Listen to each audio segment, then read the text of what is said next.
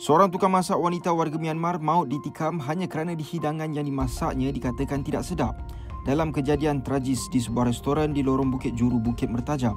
Kejadian kira-kira jam 9 malam itu membawa kepada kematian mangsa berusia 40-an di lokasi akibat kecederaan parah, manakala suaminya dan seorang rakan turut cedera.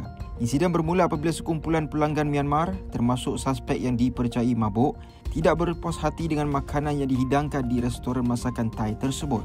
Pertengkaran tercetus antara kumpulan lelaki itu dengan mangsa dan suaminya sehingga mangsa mengarahkan mereka keluar dari premis. Suspek kemudian menghubungi abangnya kembali ke restoran dan menikam mangsa dengan pisau sehingga maut. Manakala polis menahan 3 lelaki Myanmar termasuk suspek dan abangnya bagi membantu siasatan. Ketua Polis Pulau Pinang, Datuk Azizi Ismail memaklumkan kes disiasat mengikut Seksyen 302 Kanun Keseksaan.